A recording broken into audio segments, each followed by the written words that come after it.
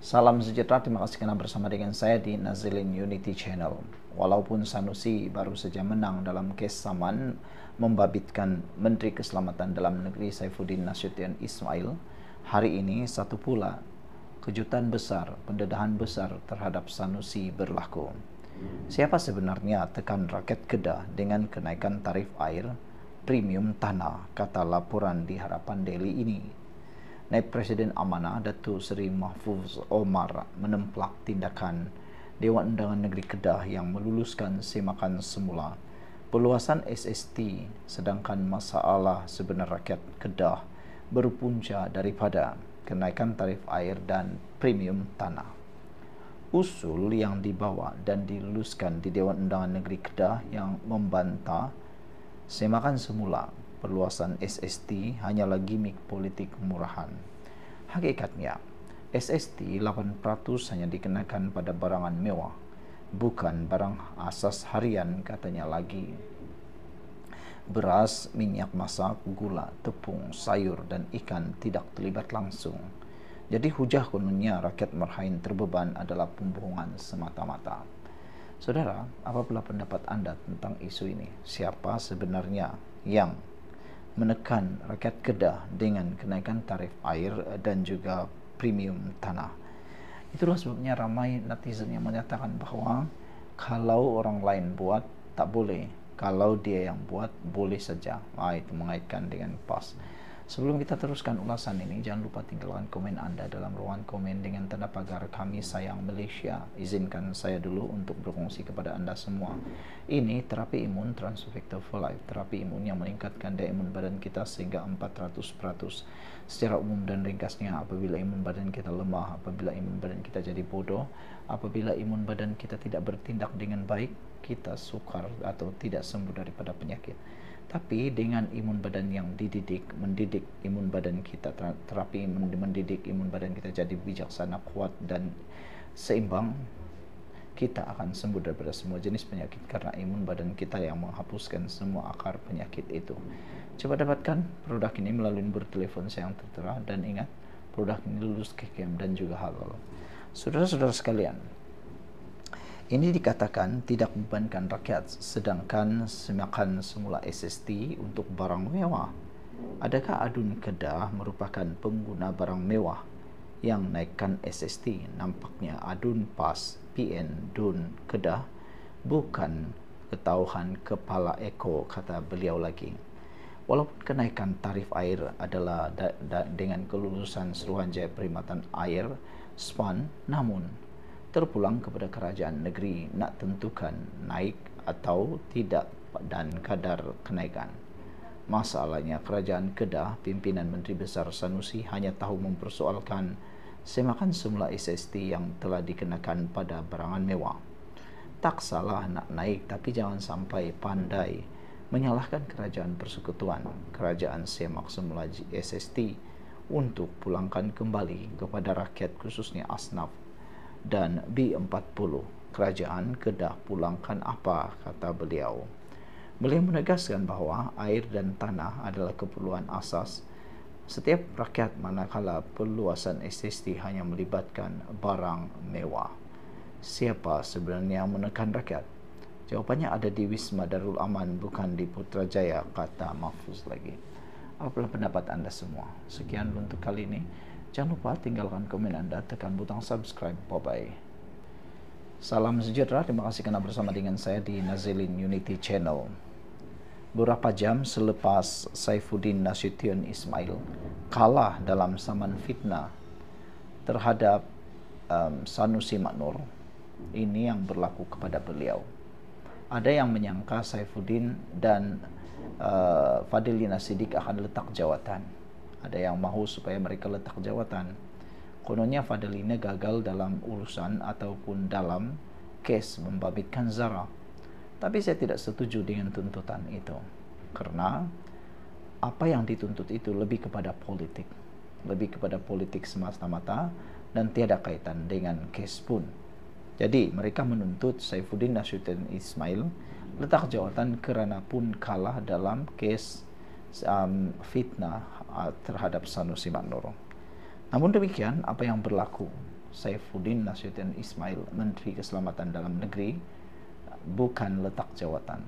Dia tidak letak jawatan. Sebaliknya, dia akan membuat tindakan susulan berkaitan kekalahan itu di mahkamah.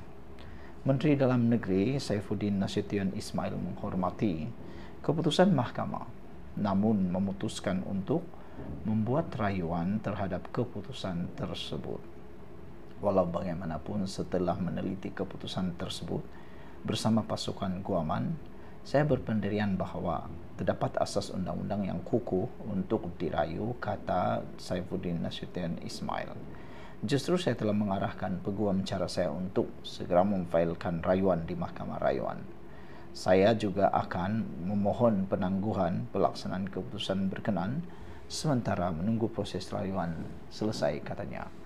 Apa yang menariknya ialah betapa institusi kehakiman di Malaysia sekarang ini sangat telus. Bayangkan, Menteri Keselamatan Dalam Negeri pun boleh kalah di mahkamah. Ini menunjukkan bahawa secara tidak langsungnya tiada campur tangan politik dalam keputusan mahkamah. Inilah buktinya negara kita sedang dalam proses transformasi yang kita tunggu-tunggu.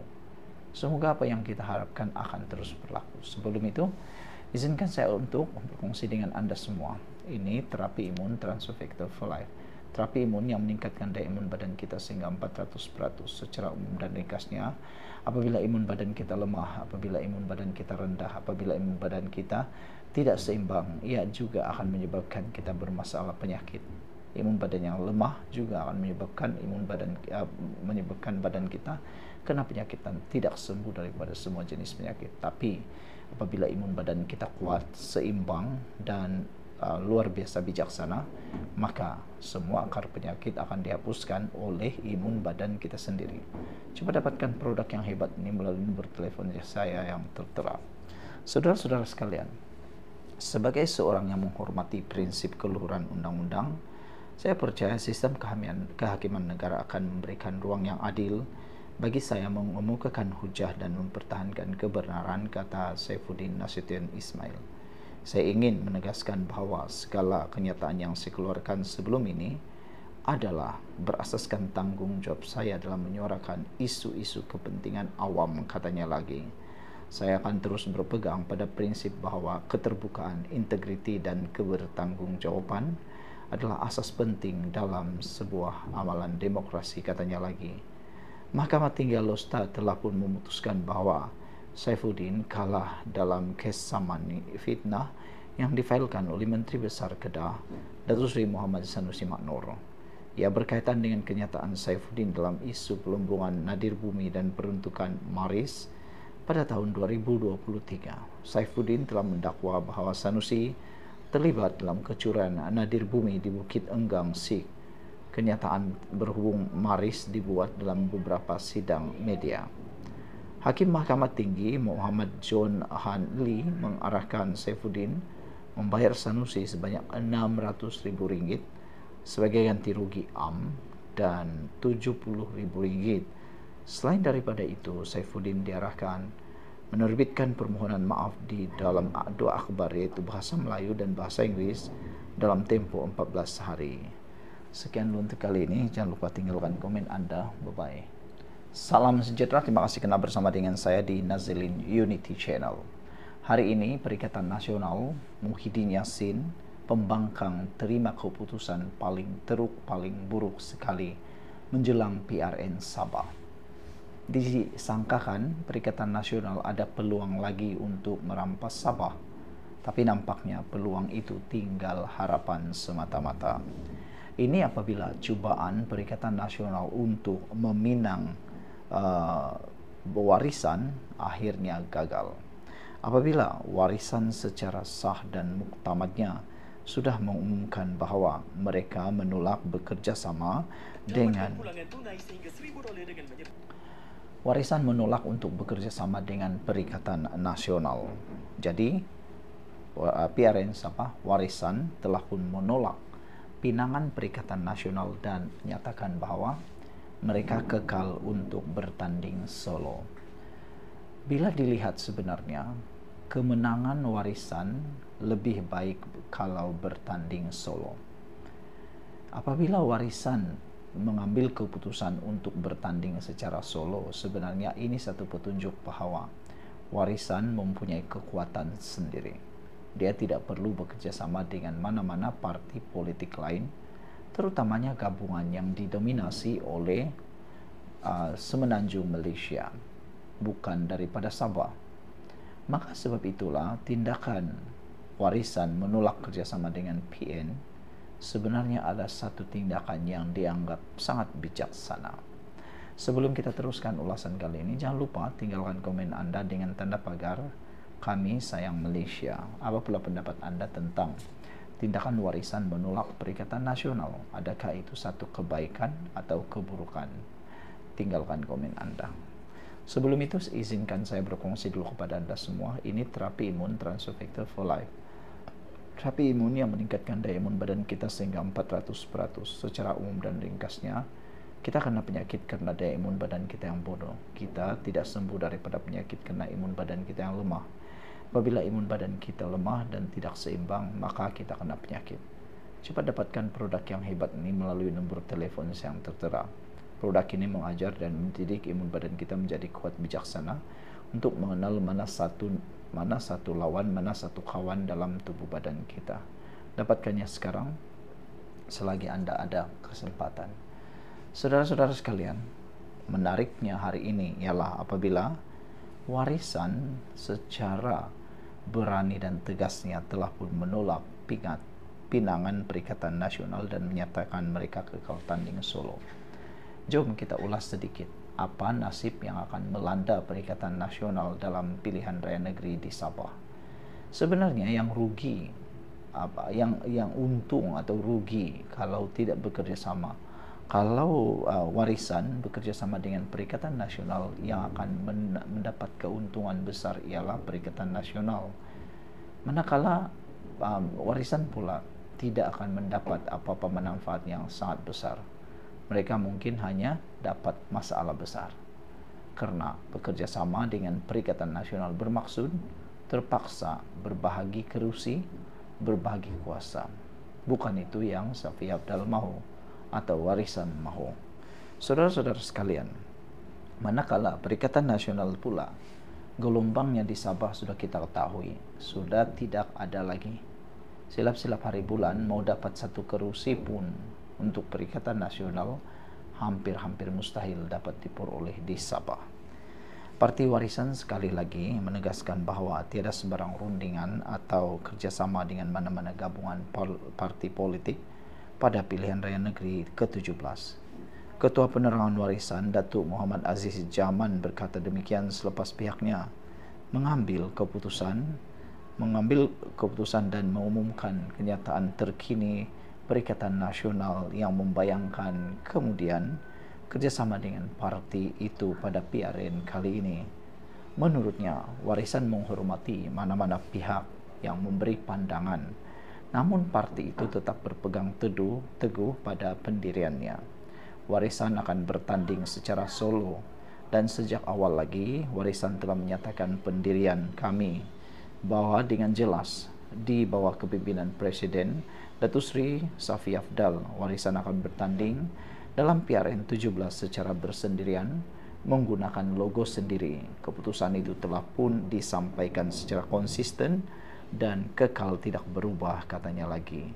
Warisan menegaskan bahwa tidak ada sebarang rundingan, perbincangan atau perjanjian dengan PN, GRS atau mana-mana gabungan politik lain berhubung kerjasama pilihan raya.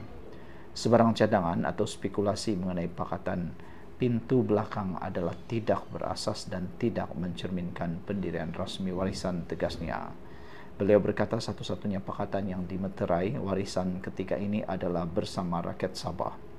Fokus kami adalah menangani cabaran mendesak yang dihadapi rakyat, termasuk peningkatan kos sara hidup, kekurangan infrastruktur, bekaran elektrik dan air yang tidak menentu, peluang pekerjaan yang terhad, serta tuntutan terhadap hak-hak Sabah di bawah Perjanjian Malaysia 1963 yang tertangguh, katanya lagi. Tambahnya, dalam suasana politik yang dipenuhi ketidaktentuan dan sikap oportunis, Warisan memilih untuk kekal konsisten, berprinsip dan telus. Haluan kami jelas, bertanding secara solo dan menawarkan rakyat Sabah sebuah kerajaan yang mengutamakan kebajikan mereka berbanding kepentingan politik semata-mata, katanya lagi. Sekian dulu untuk kali ini. Jangan lupa tinggalkan komen Anda. Bye-bye.